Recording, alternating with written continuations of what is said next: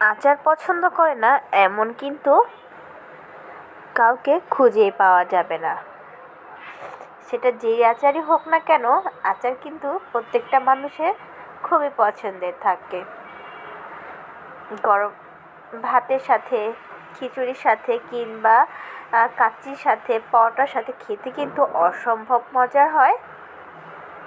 তো hello everyone, আসসালামু আলাইকুম। সবাই কেমন আছেন? আশা করি সবাই ভালো আছেন। তো চলুন ভিডিওটি শুরু করা যাক। যেহেতু আজ আমি জলপাইয়ের আচার তৈরি করব, তো প্রথমেই আমি একটা কড়াইটা ভালো করে গরম করে এর মধ্যে সরিষার তেল আমি দিয়ে দিয়েছি বেশ খানিকটা। তারপর এখানে সরষেটা আমি আজকে একেবারে শুকনা ব্লেন্ড করে নিয়েছি।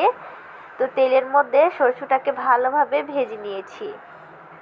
ভাজতে ভাজতে যখন একটা কালার চলে আসবে তখন আমি এখানে জলপাই অ্যাড করে দিব। আর জলপাইতে কিন্তু আমি মাঝখান দিয়ে একটু একটু কেটে দিয়েছি, মানে ফাঁক করে দিয়েছি আর কি, যাতে মশলাটা এর গায়ে তাড়াতাড়ি ঢুকে যায়, তার জন্য আর কি। আবার চাইলে কিন্তু সরষেটা ভিজে ধুয়েও ব্লেন্ডার করা যাবে, কিন্তু আজ আমি ধুয়ে ভালোভাবে শুকিয়ে তারপরে শুকনো ব্লেন্ড করে নিয়েছি। তারপরে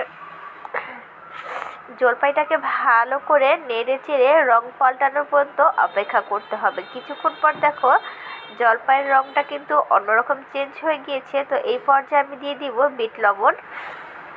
বেশ খানিকটা দিয়েছি, যেহেতু জলপাইও আমার বেশ খানিকটা, তার জন্য বিট লবণটা দিয়ে ভালো করে নাড়াচাড়া দিতে হবে যত পর্যন্ত না লবণটা একেবারে মিশে যায় তত পর্যন্ত। তারপর লবণটা মিশে গেলে আমি এখানে চিনিটা ব্লেন্ড করে নিয়েছি, যাতে অল্প সময় চিনিটা গলে যেতে পারে, তার জন্য। তো এখানে ব্লেন্ড করে দিয়ে আমি ভালো করে নাড়াচাড়া দিয়ে দিব। বেশ খানিকটা সময় নিয়ে রান্নাটা করতে হবে, তাহলে কিন্তু আচারের আসল টেস্টটা খুঁজে পাওয়া যাবে। তারপর দিয়ে দিব বেশ খানিকটা কাঁচামরিচ, প্রায় আমি অনেকগুলি কাঁচামরিচ দিয়েছি এখানে। এখন এগুলি দিয়ে ভালো করে নেড়ে চেড়ে একেবারে ভেজে নিতে হবে। আর এর মধ্যে আমি দিয়ে দিয়েছি শুকনো মরিচ গুঁড়ো করে। তারপর আমি এখানে অ্যাড করে দিয়েছি ঝালের জন্য আর কালারের জন্য। তো ভালো করে এখন আমি সময় নিয়ে উল্টে পাল্টে নেড়ে চেড়ে নিতে হবে, না হলে কিন্তু নিচে দিয়ে লেগে গেলে কিন্তু আচারের আসল টেস্টটা আসবে না, আর বাজে একটা স্মেল আসবে। তার দিকে কিন্তু অবশ্যই খেয়াল রাখতে হবে। তো আচার বানানোর সময় কিন্তু অনেকটা সময় নিয়ে বানালে কিন্তু সে আচারটা খেতে ভালো হয়। আর আচারটা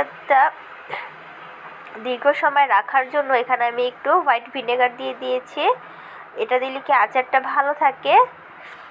তো ভালো করে এখন আমি নাড়াচাড়া দিতে থাকবো যত পর্যন্ত না আমার চিনিটা আঠালো হয়ে যায় তত পর্যন্ত। দেখো কিছুক্ষণ পর কিন্তু আমার জলপাইয়ের আচারটা কিন্তু একেবারে অন্যরকম চেঞ্জ হয়ে গিয়েছে, দেখতে কিন্তু এখনই অনেক লোভনীয় লাগছে না? তো বারবার আমি নেড়ে চেড়ে নিচ্ছি। এখন কিন্তু আমার আচারটা ফাইনালি কমপ্লিট হয়ে গিয়েছে। তো এখন দিয়ে দিব আচারের মেন উপকরণ পাঁচফোড়ন। এটা দিলে কিন্তু আচারের ফ্লেভারটা ভালো আসে। আর এইটা দেওয়ার সাথে সাথে কিন্তু পুরো বাড়ি কিন্তু ঘ্রাণে মোমো করছে। আশেপাশে সবাই জেনে যাচ্ছে যে আজ কোনো একটা আচার তৈরি হচ্ছে।